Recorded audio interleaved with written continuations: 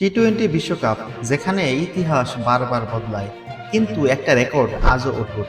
আজ পর্যন্ত কোনো দল পরপর দুবার টি-টোয়েন্টি বিশ্বকাপ জিততে পারেনি। কিন্তু প্রশ্ন এবার একটাই, ভারত কি পারবে সেই অসম্ভবকে সম্ভব করতে? ১৪০ কোটি ভারতীয়দের স্বপ্ন, আশা আর উত্তেজনা সব মিলিয়ে শুরু হয়ে গেছে বিশ্বকাপের দামামা। টি-টোয়েন্টি বিশ্বকাপে ভারতের নামটা এলে ইতিহাসের পাতাগুলো যেন নিজে থেকে খুলে যায়। ২০০৭ সালে প্রথম টি-টোয়েন্টি বিশ্বকাপে মহেন্দ্র সিং ধোনির নেতৃত্বে বিশ্বকে চমকে দিয়েছিল এক তরুণ ভারত। তারপর লম্বা অপেক্ষা, আর অবশেষে ২০২৪ রোহিত শর্মার নেতৃত্বে আবার টি-টোয়েন্টি মুকুট ভারতের মাথা। এবার কিন্তু লড়াইটা আরো বড়, কারণ সামনে হাতছানি দিচ্ছে এমন একটি পরপর দুবার টি-টোয়েন্টি বিশ্বকাপ জয়ের ইতিহাস, যা আজ পর্যন্ত বিশ্বের কোনো দল করতে পারেনি। এই স্বপ্নকে বাস্তবে রূপ দিতে শনিবার ঘোষণা করা হলো ভারতের ১৫ সদস্যের বিশ্বকাপ দল। ঘোষণার আগেই নাটক।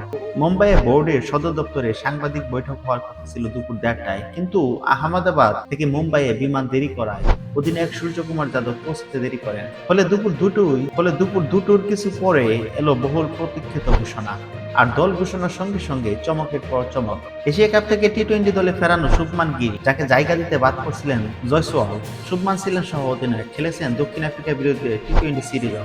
কিন্তু বিশ্বকাপ মঞ্চে এসে বাদ পড়লেন শুভমান গিল।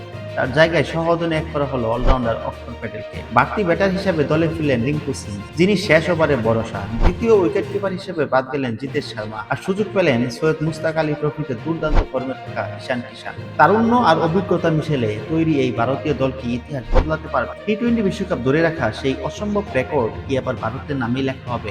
উত্তর দেবে সময় আর মাঠের পারফরম্যান্স। আপনার কি মনে হয়, ভারত কি পারবে পরপর দুবার টি-টোয়েন্টি বিশ্বকাপ জিততে?